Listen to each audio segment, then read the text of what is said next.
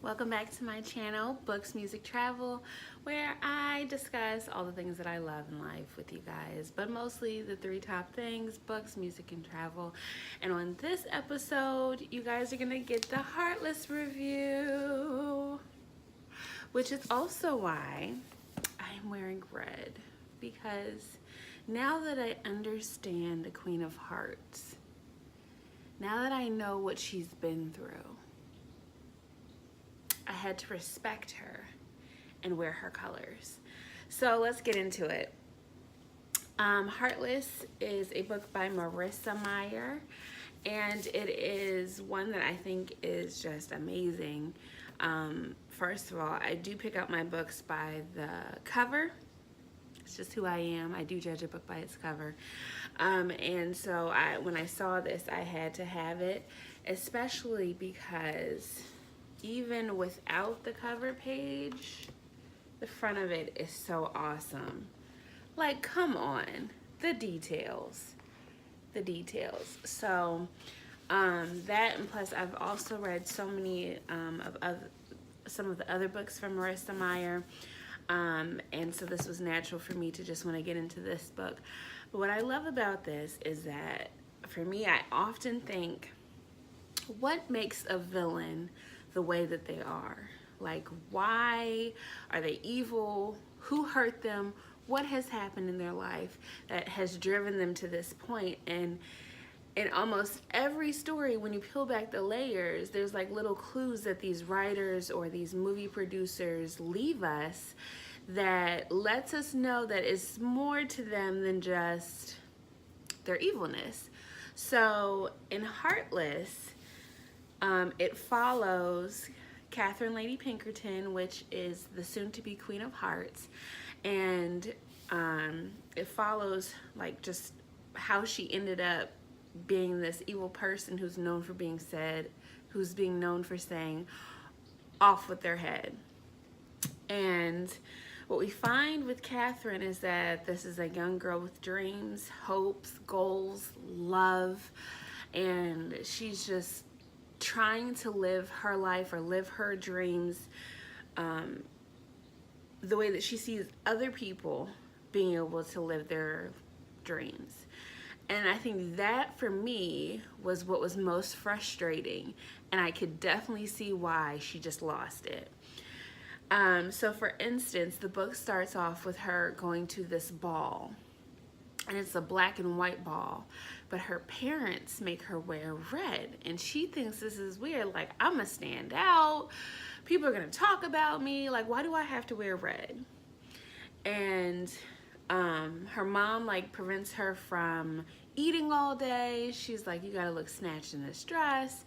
And so she makes her wear the dress. Her parents are in black and white, and of course when the White Rabbit announces her to this ball, she's absolutely the only person in red. Now, I already know where this is going, because that's very obvious to me, like that you would set me up that way. And sure enough, her friend, or the town gossip, the Cheshire Cat, rolls on her shoulder and basically gives her the rundown before it happens.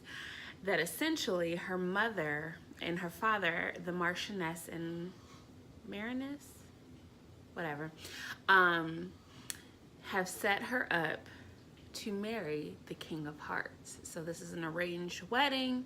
She didn't know anything about it. And furthermore, for her, this is going to directly interfere with her goals and dreams. So right when Cheshire tells her that, hey, you about to get married, girl, she's mortified, and she asks Cheshire to create a distraction. First of all, my favorite character is and will always be Cheshire. Like, always. And he does just that. And so he vanishes, and then he lands on the top of one of her fake friends, who she can't stand but like hangs out with just because she has to. lands on her head and like won't come off. So she starts screaming, and then Catherine dips. Like she's like, I don't have time for this. She leaves. And so the next couple of chapters, like it starts with her, basically getting the tea from Cheshire, like, so what happened last night, because I dipped. And of course her parents are mad at her, like, where did you go? The king doesn't get to propose, like, it just messes up everything. But also when Cheshire lands on this fake friend, the Jabberwock, which has been having sightings throughout the book, comes into the ball.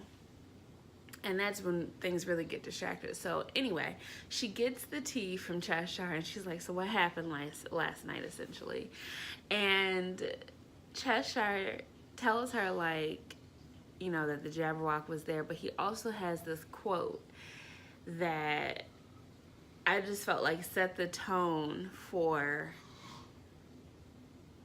Catherine's life after this happening. And so essentially, I'm gonna read it.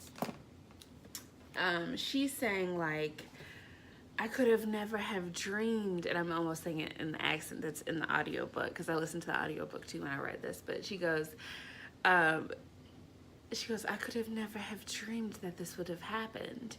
And Cheshire goes, these things do not happen in dreams, he said, vanishing up to his neck. They happen only in nightmares. His head spiraled and he was gone. That line had me knowing that this was about to go downhill for Catherine.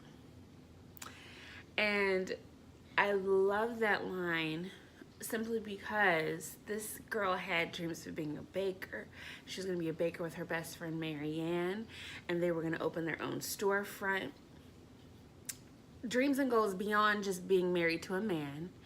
And all of that comes crashing down as she's being forced into this marriage. And it's not even like married to like this king who is fine, right? Or like this king that is regal and he leads the people and he has this swag dripping off of him. It's her getting married to this king who was like aloof and a goof and doesn't even try to protect his people. So some of the other issues that come up in the book is that this Jabberwock is terrorizing the town, including the king. Like, the king is scared. Instead of him being like, I'm gonna save the people, Catherine, and this might be a spoiler, Catherine ends up doing things to save the people from this Jabberwock. So it is like her true destiny is to be a ruler of people. However, it was all done without her consent. And I think that sometimes that not being able to choose for yourself what you want to do is what can make you a villain. And so I just love this book for these little gems like that, because you see like the path that's being made or leading her into this direction. The book also has amazing little clues and droplets of her like having dreams of this future, and she keeps coming out of these dreams, and it's like little hints at what's to come. Like she'll have phantom dreams where she's saying off with their head, even before she says it towards the end of the book, and means it. There are other people in the book, other characters that stood out to me. Jest is her love interest. He is the town joker, and he has his own history in the book, and his own demise in the book. And he also has his friend Hatta, which we all have come to know as the Mad Hatter. Love Hatta. However, he is very insensitive to the things that happen to Lady Catherine, and I think that he plays a part into why she loses it, which kind of helps us to see in the Alice in Wonderland franchise how their relationship and dynamic is. like I said, this book is just so good. It has so many good gems, so many feel-good gems. And it just gets you riled up because you're like, now I get it. I get why she's out here slaying people. You know, I get it. And also, it helps me to, I don't know, it helped me to just be inspired by the art of storytelling and the fact that you can take a character, develop it, take other characters and mesh them together, and it just really encourages me. I don't know, you know, if I want to write in the future or whatever, but it's just, it really has got some of my juices flowing. So that is my long but short, quick review of Heartless. Absolutely love it, guys. Please read it or listen to it on Audible. I love listening to it on Audible because it's in, it has an accent. The characters have accents, which I thought was awesome.